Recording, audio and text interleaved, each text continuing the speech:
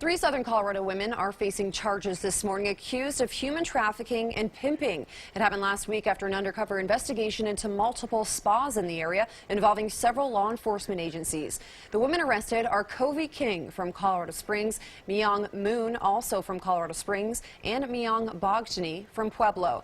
State Patrol says the women were arrested based on information it got during the investigation and after search warrants were served. We're told the women's bank accounts have been frozen. And it's a victory, but it's just the beginning. The Human Trafficking Task Force of Southern Colorado says the arrests may help uncover a bigger underground network of sex trafficking. KRDO News Channel 13's Rana Novini reports it's hard to pin down how big the problem is, but every victim saved is a step in the right direction. Unfortunately, it has to come to this kind of arrest and this awful travesty, but it proves that it's happening right here in our own backyard. These arrests are good news for the Human Trafficking Task Force of Southern Colorado. It's good news for our community. It's good news for parents and concerned citizens. But the problem goes much deeper. The women are accused of running the sex trafficking business through spas, something Debbie Manzanares with the task force says is not uncommon. People are brought in to work in these places, and they're not given a lot of options about what full range of services that they have to provide. It doesn't just happen in spas. A lot of sex trafficking happens online. Backpage.com is one site attributed to sex trafficking. So tracking the problem and learning its magnitude can be difficult. Like we saw in these arrests, law enforcement agencies have to work together. Their hard work and collaboration with other agencies is paying off.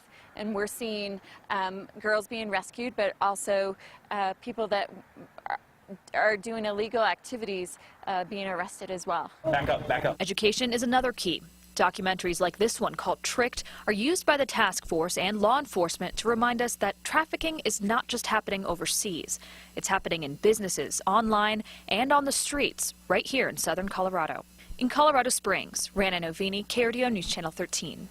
One of the suspects, Myung Moon, is scheduled to be in court on Monday for a first appearance. A group of people who met on Facebook have joined forces to help a teenage survivor of a triple murder case in Canyon City. The group is holding a fundraiser this morning to benefit the Folsom family. Looking ahead this morning, KRDO News Channel 13's Carl Winder joins us now live with the details. Good morning, Carl. Good morning, Bonnie. 35-year-old Mandy Folsom and her two children, Mason and Marissa, were killed at their Canyon City home earlier this month. A teen daughter was the only survivor.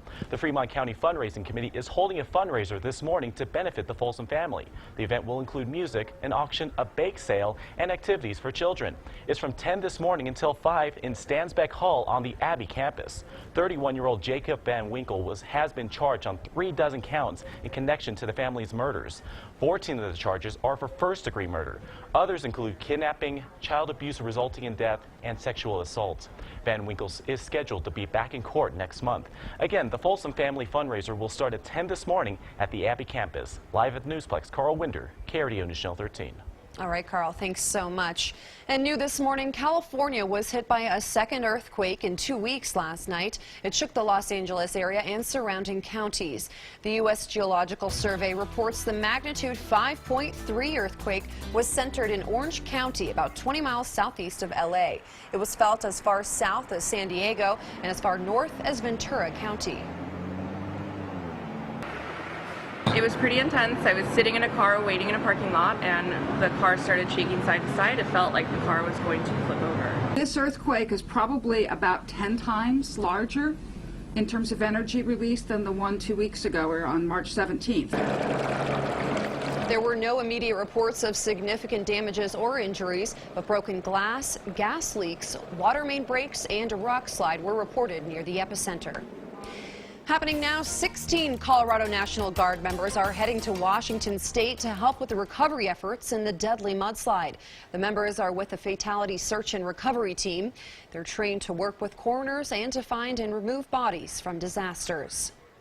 The exhaustive effort to find victims of that landslide have been hampered by heavy rain and winds. 90 people are still waiting for word about their loved ones, while families of those recovered are just now beginning the healing process. ABC's Akiko Fujita reports from Arlington, Washington.